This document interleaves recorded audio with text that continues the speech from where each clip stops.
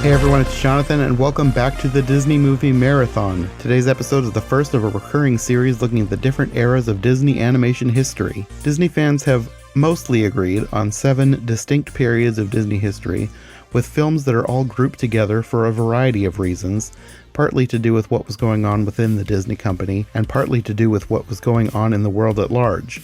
The second period is called the wartime era, if that's any indication. But either way, every decade or two usually ushers in a new era, and my friends Eli Sanza and Mark Brown are going to be joining me as we come to them to break them all down for you.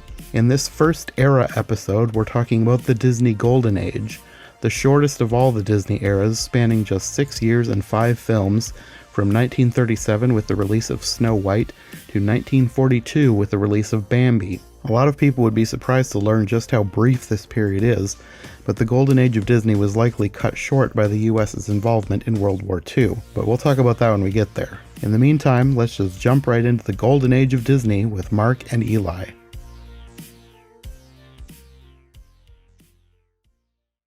Okay, so I guess we'll start with our general thoughts on the Golden Age, the very first period of Disney film animation. Oh yeah, the Golden Age, which I think we all agree the Golden Age was 1937 when Snow White came out, ended probably 1942 when Bambi came out. That's the period that I'm talking about.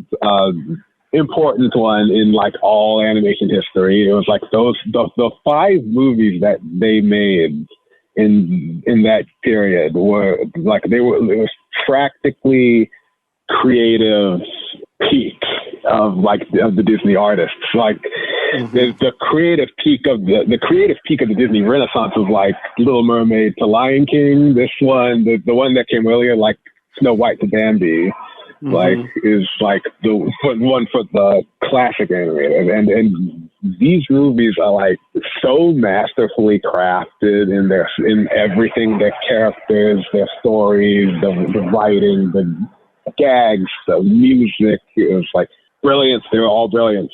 Like, and Bambi is like probably like the pinnacle of it, because I think that was like the dramatic high points. Because like, oh, now we went from Snow White to a movie about like someone's parent just died, and like they kept pushing the envelope more and more. It was like a great representation of Walt Disney's like filmmaking philosophy, like too. So that whole period is just outstanding to me. Mm-hmm. Do you have any thoughts, Mark? The Golden Age, I think Eli said pretty much everything. It's definitely one of the most important ages of the animation, started from Snow White pretty much. Without the Golden Age, I don't know where both Disney or animation would be. Yeah. Agreed. Well, we can start by talking about the very first movie, Snow White. Well, let's talk like general thoughts, and if you remember when you first saw it.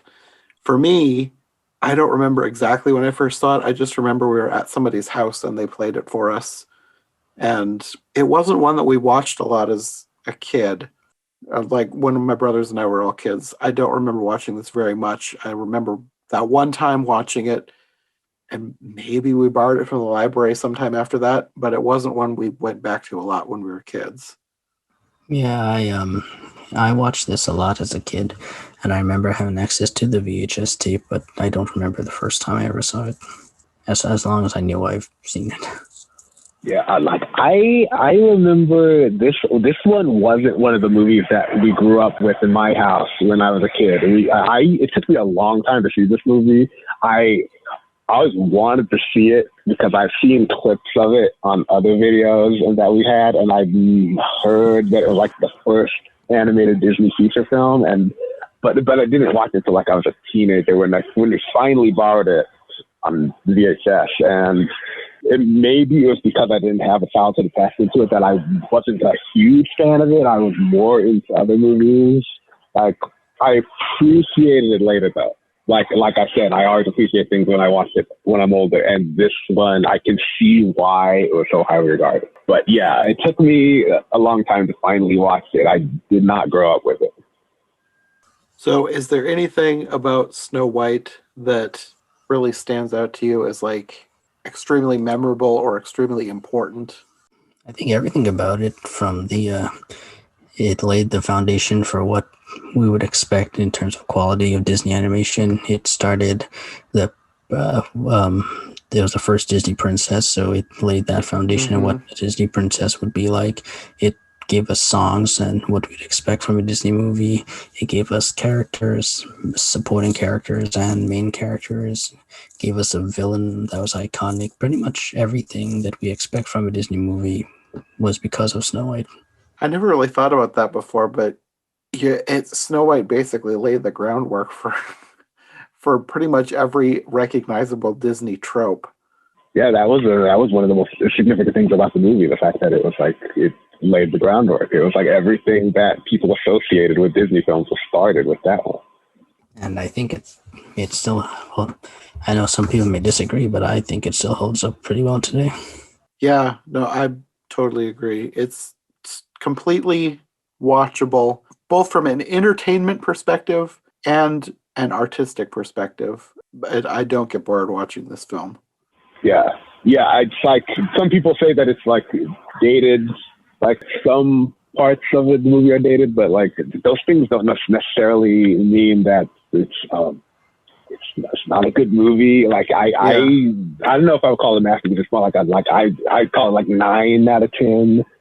Mm-hmm. Like if I were gonna give it a rating, but like 9 out of 10 is still like a great movie. Like a lot of people probably would disagree with me that like when I say like Pinocchio and Bambi and Dumbo are 10s and Snow White is a 9-10, people would probably think, how could I not give Snow White a 10 if I gave all those other ones a 10? It's like, it's just because, you know, some things about it seem like just noticeably like old fashioned, but it's still like it's in a league of its own basically, and it's in terms of all the animated movies that ever came out. And that's not me saying I don't like it. It's a fantastic movie. It's like I also never get bored watching it, by the way. It's just because there are details in that movie that I appreciate more, that I appreciate when I watch it again, that I didn't notice when I watched it other times. It's like, and that constantly happens when I rewatched it. Yeah, the scene with her in the forest and any scene in the castle, there's always little details that you can look for. And the dwarf's house, for that matter, they've got all the little designs like hidden, carved into the floor and everything. The bedposts, everything has details that you can look for. I think one thing a lot of people forget is this is based on a fairy tale, so it's going to feature a lot of fairy tale tropes. So like, I mean, like, I personally don't consider the movie at all dated or old fashioned, just because I know that, you know, we're gonna get the stuff that are in fairy tales. I mean, that's kind of part of the package. Yeah. Recently, people have been talking online about they're all upset about the fact that the prince kisses Snow White without her consent, which I mean, it's such a stupid argument. Don't get me started. We're not talking about real life here. This is literally a fairy tale, and that's how he breaks the curse. Yeah, it's supposed to leave her dead. Yeah, exactly. No kid is gonna watch that and come to the conclusion of kissing random sleeping people. Yeah. Okay. It's pretty clear in the movie that this is the result of a curse, and that is how the curse is broken. It's one of those things where it feels like people are trying to find a controversy where there is none. Well, yeah. Like this is part of the thing that makes people say it's dated. Like they say that the relationship between Snow White and the prince was really shallow. Like it was like, oh, love at first sight, and then as soon as they meet, suddenly they're just in love, which is fine. I don't really hold anything against that because it's a fantasy fairy tale film, and that's fine. Mm-hmm. As long as the characters are entertaining and the writing is good, the dialogue is good and stuff. Like it's a well-made film. I don't mind that. The aspect of the kissing her, where like a bunch of people are up in arms about like consent. Those people, I argued on Twitter about that, and I said, okay, yes, he is kissing her without her consent, or it's a fairy tale movie about a man who kisses the woman that he loves, and it's a man who he loves, and it's because of their love for each other that he is able to revive her with the kiss. Because, like, remember the ingredients in that poison apple said that he would be awoken by true love's kiss. So any man couldn't just walk up to her and kiss her and then save her life. Like, it had to be someone who truly loved her.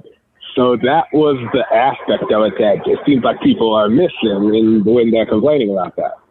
Although, like you said, people do like to complain just to find controversy where there is none, and this is, I feel like, an example of that. Yeah, especially with the Disney princesses as a whole. So, like, I know you guys are too, and I am a big Disney princess defender. And I know Snow White gets a lot of flack. The people could complain about her voice. I don't know what's wrong. I never found any problem with her voice. People complain that she cooks. I mean, she was never forced to cook. I don't know. They just complain. Exactly. They think he's too feminine or something like that. And I'm like, or anytime a woman is like cooking for a man or wearing a dress or doing things like that, it's like, it seems like people have a problem with it because it seems like this is too stereotypically feminine, but they never they say that, but they never take into account whether the woman is choosing to do these things. And if it's her choice, then it's fine. People, they want to view things in their version of black and white. They have these set ideas about what things should be, which are the opposite of how things used to be. And they don't want things to be crossing back and forth. And they don't want to think about people choosing, like you said, choosing to do these things for themselves. Yeah, but that's the key. That's the key to feminism, though. You have to, like, let women do what they want to do, not tell them what to do. Even if they want to be the stereotypical person, like somebody from the 1940s, even if that's what they want to be.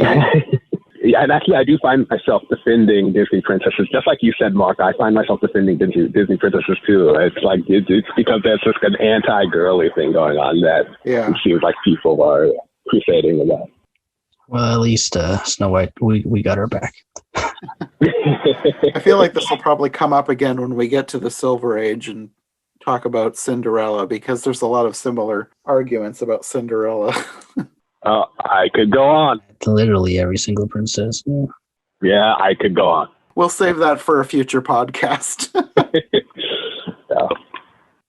I guess now we can move on to Pinocchio. We had the girl movie, now it's the boy movie, if you want to view them in that in that light. Well, I was going to say I watched it the most. Maybe I did, maybe I didn't. Pinocchio is one that I owned. So when we were kids, we had very few movies on VHS. This is one of 2 Disney movies that we owned. We also had Aladdin. And those got the most repeat play in our house. So Pinocchio, for a time, was probably the one that I was the most familiar with.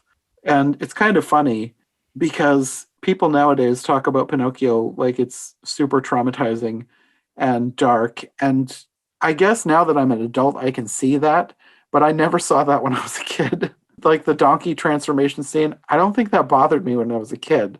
It bothers me now more as an adult, but it's more because of the implications of what's happening to the children rather than the transformation itself, even though they do kind of frame it like a horror movie. But it didn't bother me as a kid, and I don't know why.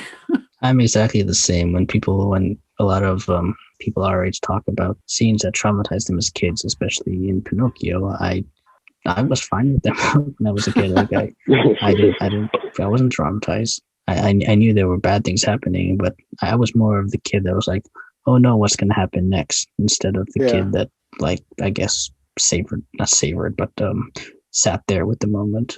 Yeah, it didn't bother me at all. No, it didn't bother me really either. Like, I wasn't a big, easily scared kid when it came to like certain movies. I was more like intrigued by the drama of it all. I was like appreciating it. Like, I liked like I to this day I still like appreciate like a good drama, and that was how I was seeing it. I wasn't seeing it. If this is a scary moment, I want to like run under the covers and leave the room. It wasn't never like that, especially not with Pinocchio, because Pinocchio, I could tell Pinocchio was like a good movie, and I like even when I was younger. Although like Snow White, I also didn't own this one, and it took me like a while to actually finally watch it. So I don't know how I would have reacted to it when I was younger, but like it was never a moment when I didn't like the movie, appreciate it.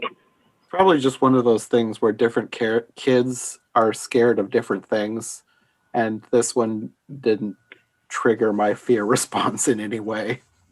Yeah, although I do recognize why people were traumatized by it. I mean, it was what happens to the kids who turn into donkeys is pretty freaking terrifying when you think about it. Especially because you never see them again. They're basically trafficked into slavery.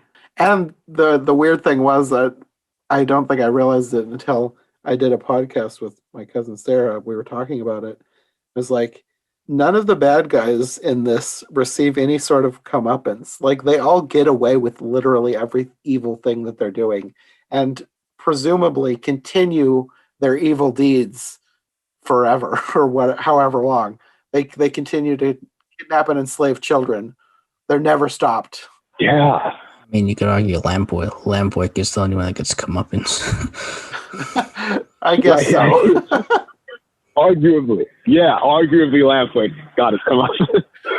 Although what happened to him was so terrible, you ended up feeling sorry for him. Am I right? True. He got his comeuppance and then some. Yeah, but you're right though. All the villains in that movie, they all get away with it, and that's rare for a Disney film.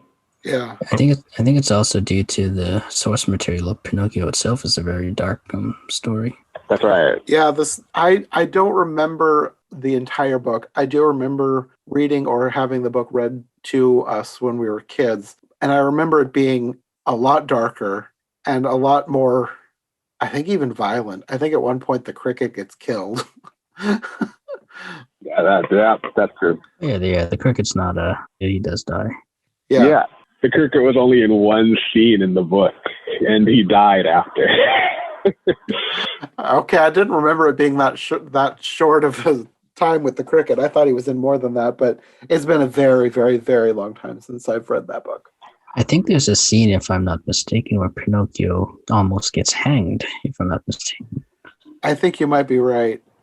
Yeah, that could be, but also going back to what you said, Jonathan, about you thought the cricket might have been in more scenes than that. The cricket does return to go. Okay. Maybe that's what you're talking about. I think Disney did the right thing and made the cricket Jiminy Cricket instead. That's probably one of my favorites. Yeah. Supporting characters. Of a Disney movie. Mine too.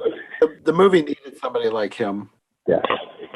I remember talking about that. Like, Jiminy Cricket was one of the most important characters in the movie because without him, the movie would have been way darker and more depressing. Like, if you think about it. My favorite line of his is when he's like, "You butter your bread, now sleep in it." There was a lot of funny lines from him in that movie. Yeah. It's like, what does an actor want with a conscience anyway? Yeah, that was an interesting one. Yeah. Yeah, he had a lot of good lines. Yeah. but yeah, I mean, that was another reason why he was so important. He was like the comic relief, and he was funny. He's also kind of like, I mean, I guess the Blue Fairy too, but like Geppetto is not a very good parental figure. Jiminy kind of has to take that role because Geppetto is basically like, he gets this son, and then the very next day he sends him off into the world with like no knowledge of what the world is. It's like, oh, you're a kid, so you got to go to school. Get out there. He doesn't tell him how to get to school. He just sends him out the door.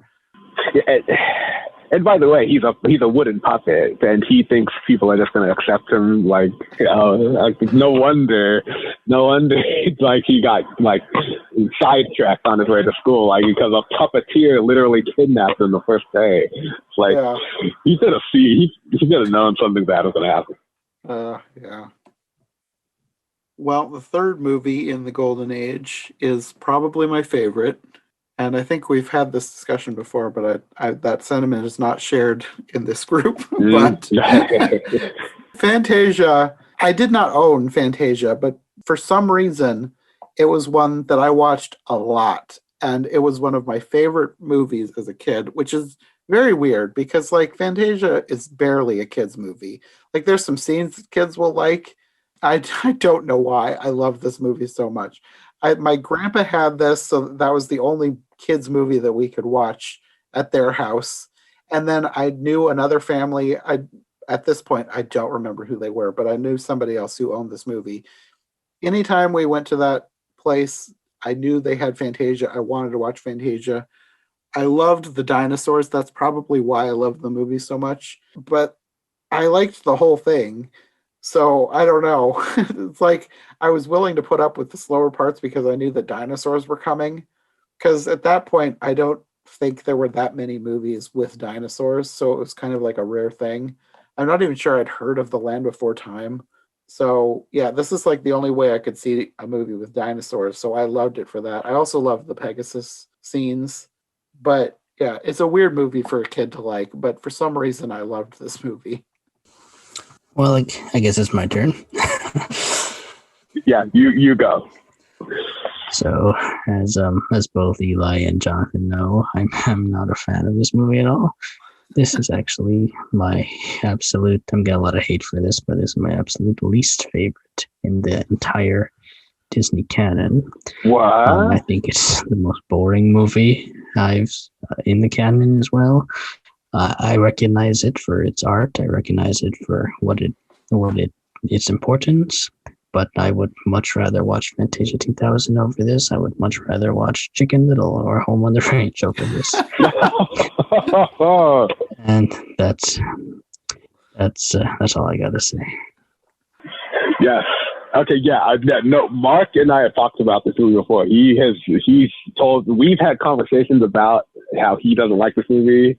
And I totally respect his opinion about it because I know people in my family who don't like Fantasia. So I understand, and I've talked to them about it too. So I understand what you're all thinking because when you think about it, it's sort of like an untraditional kind of Disney film. It's really different from all the others. So I'm not surprised that some people don't like it.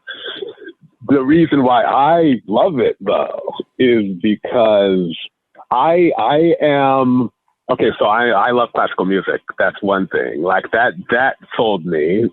But I also really love animation too. And if you combine animation and classical music, that's like the perfect film for me. But I also, the main reason why I love it is because it's like unbridled like creativity, basically, like something that you can't do in any other Disney film. It's just come up with like the evolution of dinosaurs and set it to the music of Igor Stravinsky, have a ballet with dancing flowers, have Mickey Mouse turn him into a wizard, have like a demon god on top of a mountain summon the dead, and it all happens in the same movie, and it's all brilliantly like animated and set to music brilliantly too, and it's just I think it's just like an extravaganza, and then it just catches my attention from beginning to end just because of the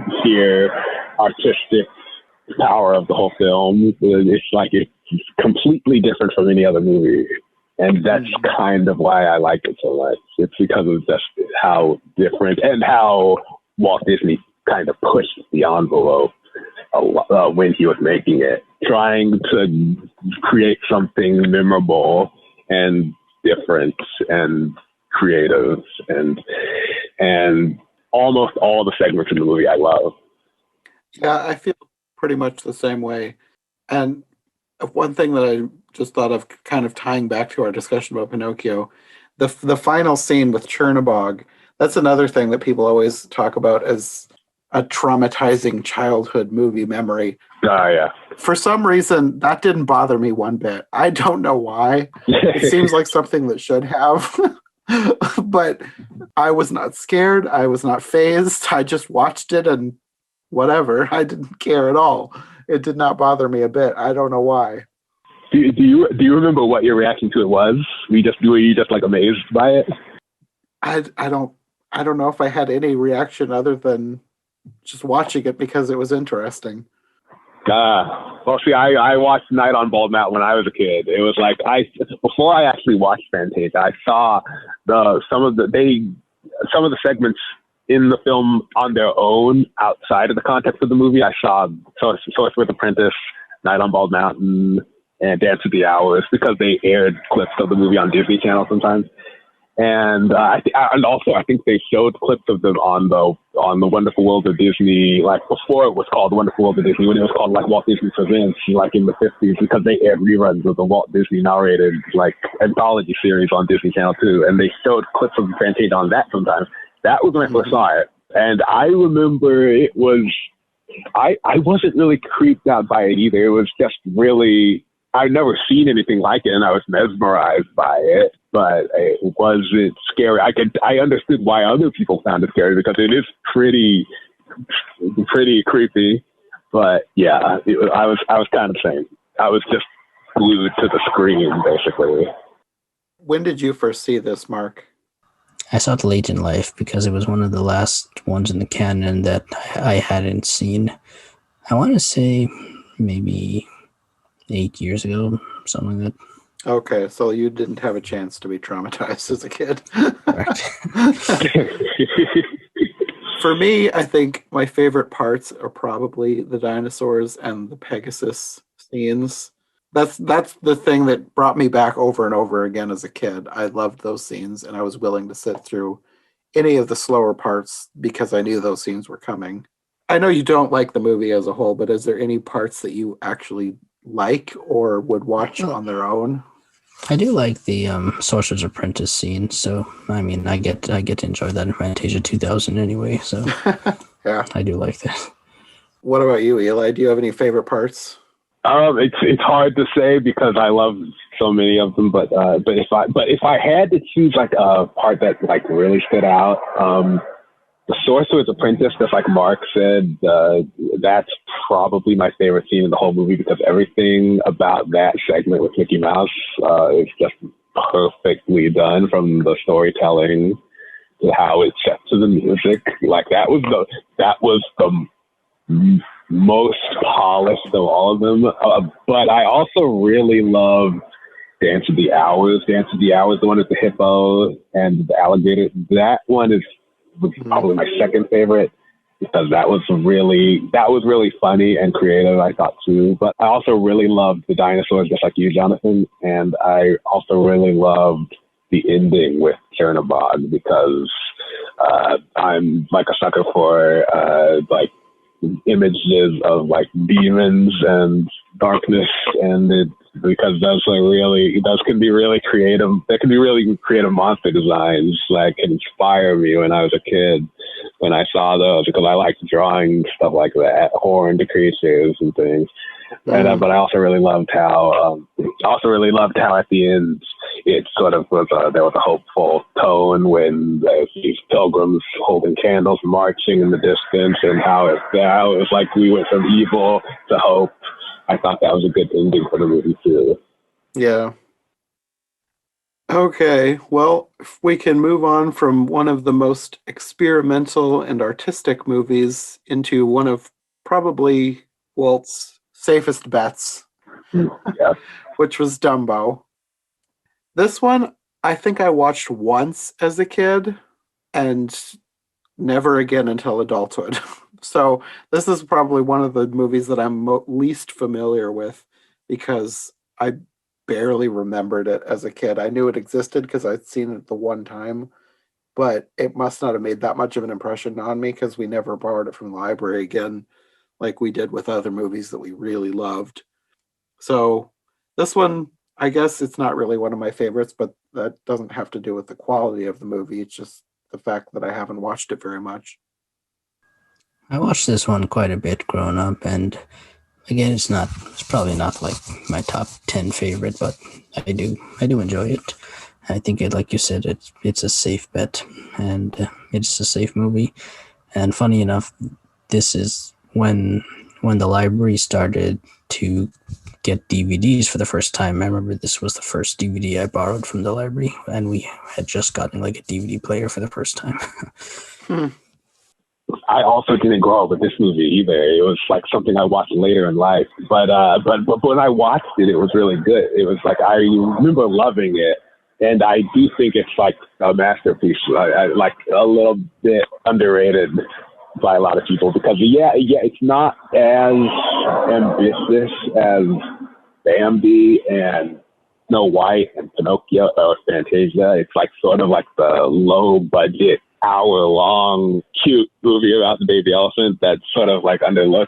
But I do think it's really well done. It's really well animated, well directed. The animation of Dumbo by Bill Titla is really emotional, and the creativity of certain scenes and certain characters is really top notch. I think it's like it's actually if I were ranking all the feature films in the Disney canon, I probably would put it in my top 3. Probably like up there with the Renaissance films like Lion King and Aladdin. I probably would put it in there because that's how much I loved it. And one of my favorite scenes in the movie is the Pink Elephants on Parade segment, because that is probably, this might be the reason why it's so high on my list. That scene was probably my favorite scene in any Disney movie that was ever made. I just loved how creative that scene and how unpredictable it was. That's kind of another one that people turn to as like their traumatic childhood memory. Yeah, they do. That's right. People are scared by that. Yeah. As it didn't bother me either. Yeah. We're made of steel, I guess. Yeah, I feel that Dumbo probably had the least scariest stuff compared to the other movies we've talked about. Yeah, probably. Yeah. There were things that scared me as a kid, but not that. No, I was too amazed by it. I loved animation from like the day I was born, so I was just mostly just hypnotized by it. That was my reaction. Mm-hmm. I think Dumbo is one of those that gets criticized now because of, I guess, the portrayal of the crows and the song that they sing. Which, I mean, when I was a kid, even now, I enjoy the crows. I think they're fun characters, and I love the song. And I think Eli had mentioned this to us before about, how they did get black actors to voice most of the crows. The main one wasn't. It was voiced by Cliff Edwards, who was Jiminy Cricket. But I mean, overall, I did enjoy the characters. Yeah, that's true. They were voiced by like the Hall Johnson Choir, which is made up of black actors, and I do like the crows. The crows are fun characters. Like I never thought of them when you're a kid and you watch the crows. You don't think of them as stereotypes. You just think of them as characters, purely just characters. And if you look at it at that perspective, they're fun. Mm-hmm. And they were my favorite characters because they did a good job humanizing the crows and making them seem like compassionate and actually like good allies. And they didn't disrespect the crows in any way. So I did like that, how they respected them as characters.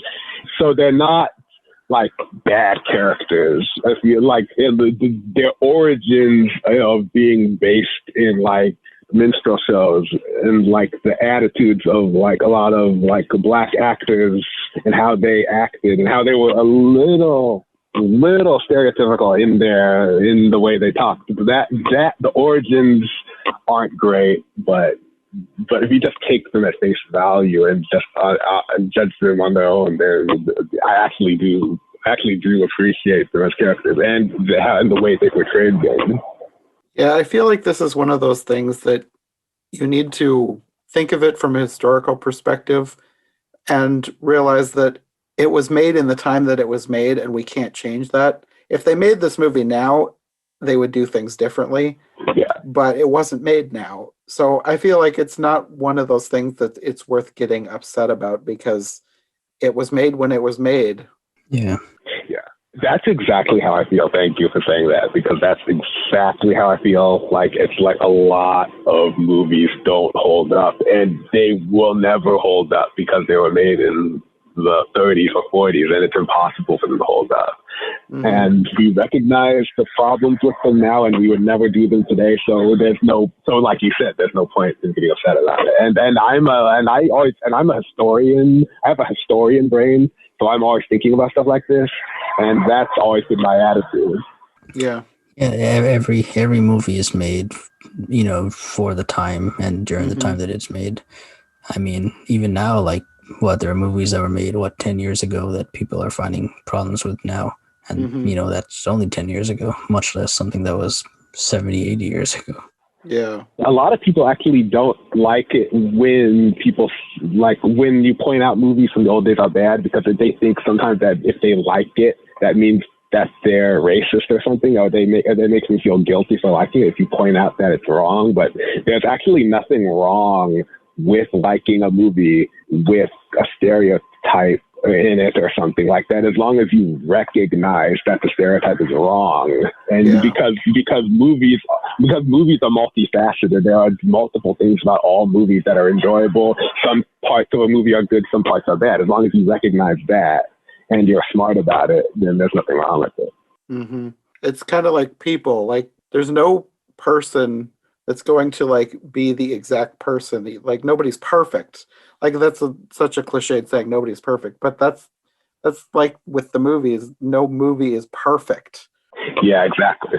It's all subjective. There's going to be something that somebody's going to find wrong with everything. Somebody's going to be upset about something, and you just have to recognize that you can't change things. You just have to take the good with the bad. And I don't know where I'm going with this, but you know what I mean. It's like you can't change the past. Yeah. Just learn from it and move on. Yeah. Well, the important thing is to recognize when something is problematic and like understand it, and that's what's important. As long as you do that, then it's fine. Well, from a movie that wasn't controversial when it was made and is controversial now, to a movie that was controversial when it's made and is a lot less so now, Bambi, which was one of my favorite movies as a kid, and I don't think it ever crossed my mind that anyone could have a problem with Bambi until I started reading about it. And apparently people hated Bambi back when it came out, especially hunters. Well, what was the controversy about the portrayal of man? Yeah, well, hunters in particular were very upset about Bambi because they felt like they were being portrayed as evil. Which they kind of were. They kind of were. There was a whole controversy about this movie when it came out, and hunters were up in arms. Yeah, Bambi was not well liked when it came out. Yeah, I heard about that. I heard about hunters not liking it. I also heard some people didn't like it because it had to do with when it was released. It was released in 1942, and in 1942, it was a really hectic time in the world because that was right in the middle of World War II. And everyone is thinking about Nazis, and everyone is thinking about going to war. And nobody really wanted to see this quaint, happy little movie about a deer because it didn't meet the time. It came out at a time where it didn't really fit the mood of the country. It was always a good movie, but I feel like that wasn't the right time to release it, and it bombed at the box office. So I was pretty correct. Although that might have had something to do with the European market being cut off because of the war. But yeah, true. It had a lot of things going against it when it came out. Yeah. I think for me, it's a movie that I appreciate it and respect it more now than I do like it. This was one of the movies I grew up with. It was like the first movie I ever watched because my mom gave me this movie on VHS when I was like a little kid. And I was like a baby, and for Christmas. And so it was the first time ever. It was the first movie I ever watched. I still think I like it as much as I did when I was younger. I still think it's like a masterpiece.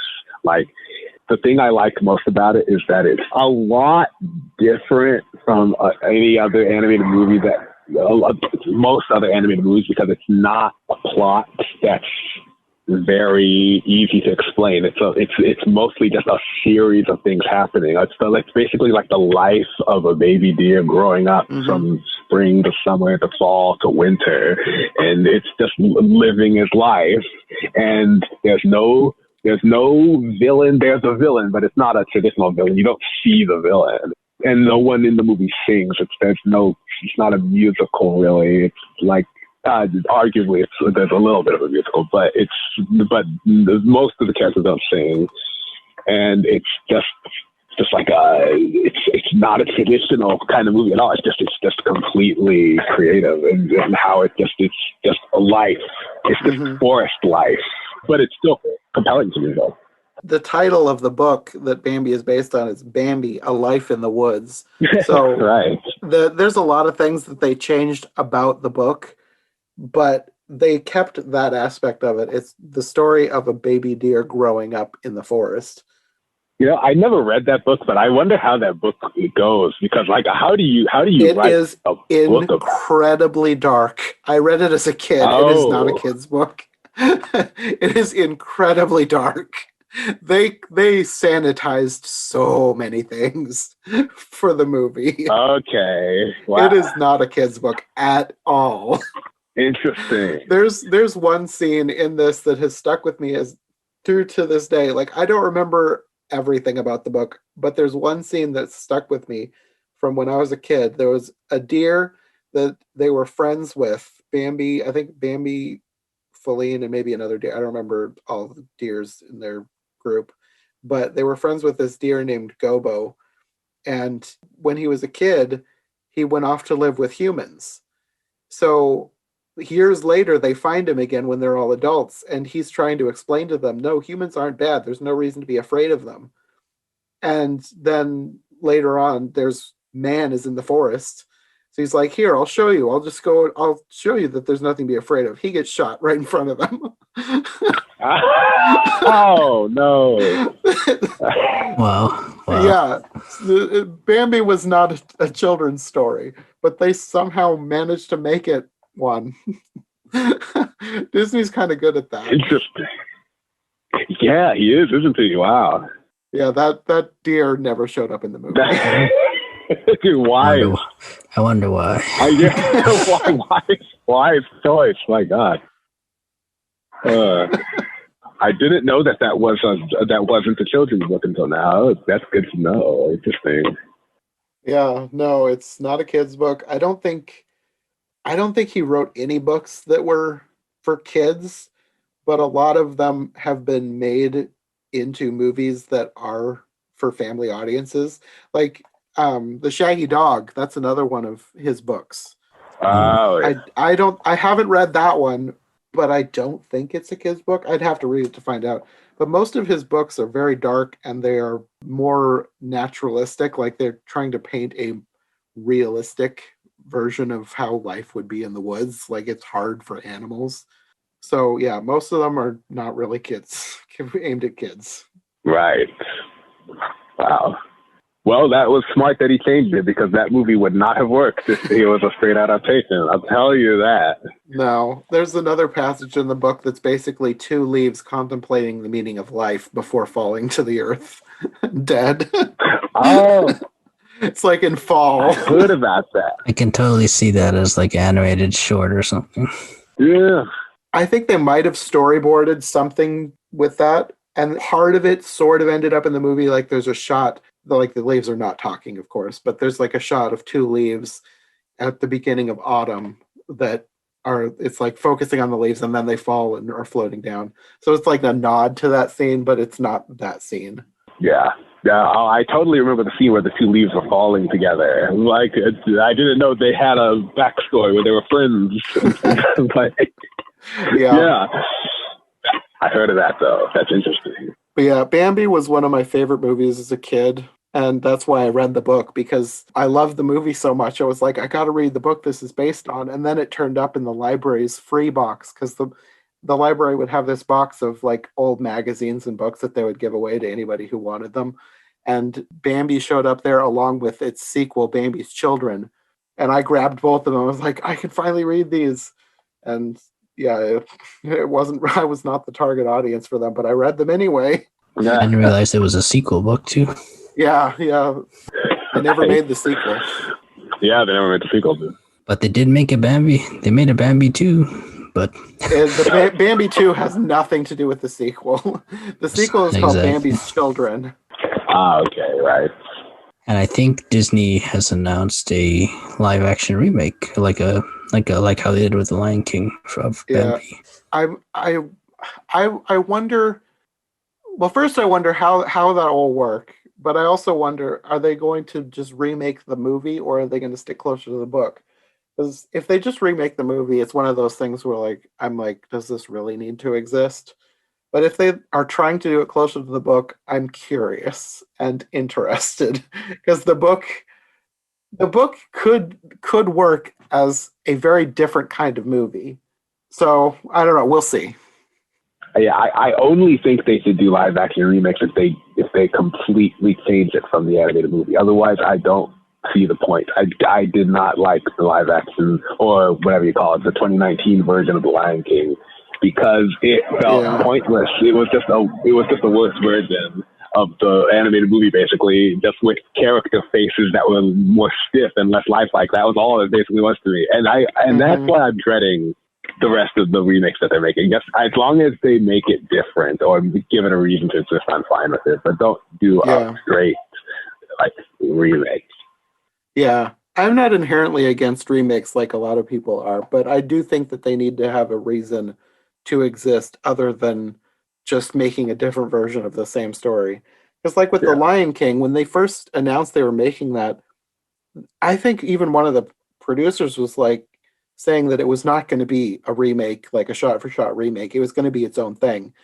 And for some reason, I was thinking that they were going to make like a version of the stage musical, which I've never seen because I live in the middle of nowhere and have no access to Broadway.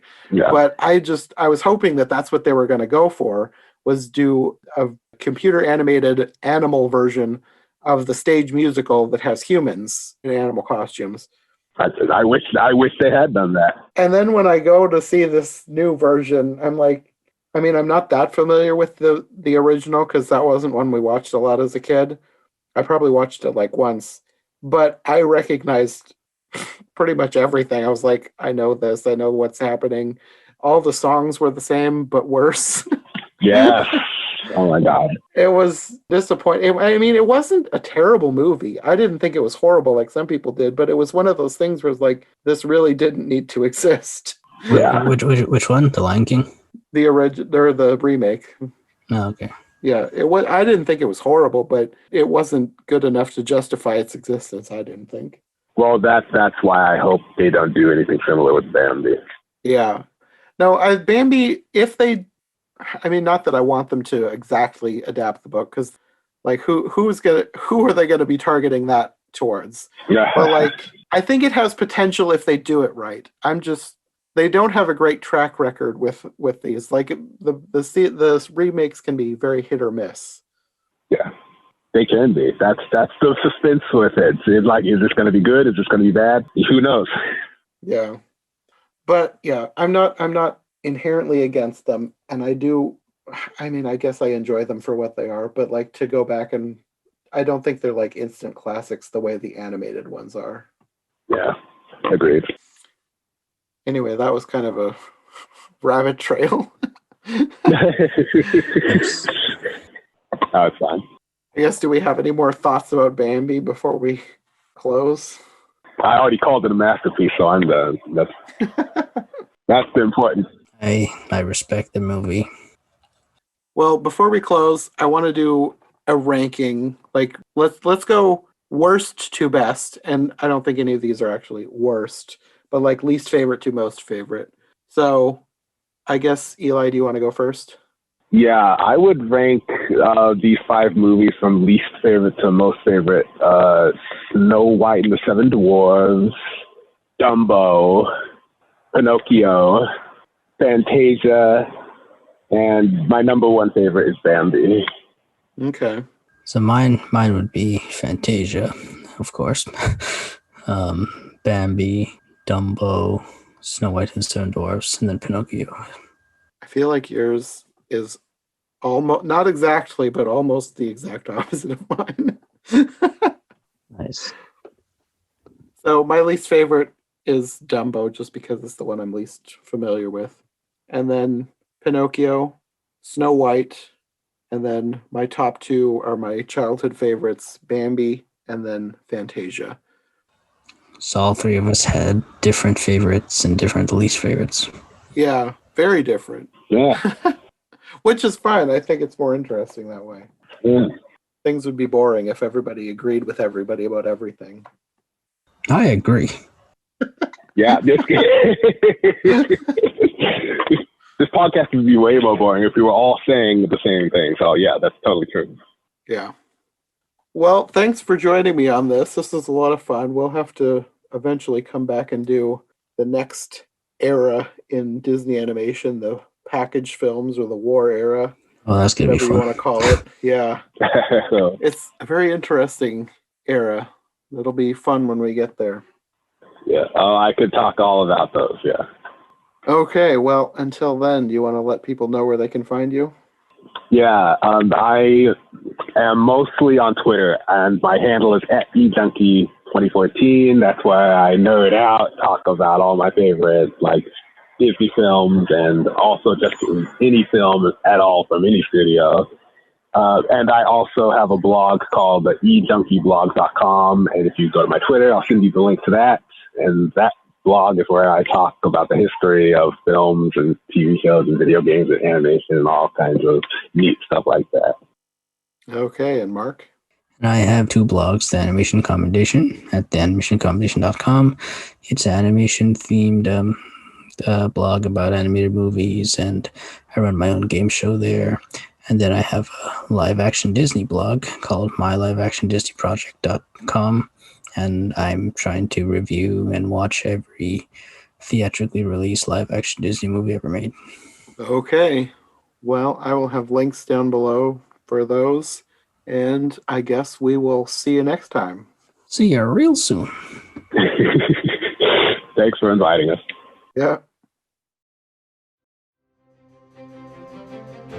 Thanks for listening to this episode of the Disney Movie Marathon. If you like what you've heard, make sure to subscribe on your preferred podcast platform or to our YouTube channel. Make sure to follow my co-hosts as well. Any relevant links will be in the description for easy access. We'll be back soon with another brand new episode, so thanks for listening, and we'll see you next time.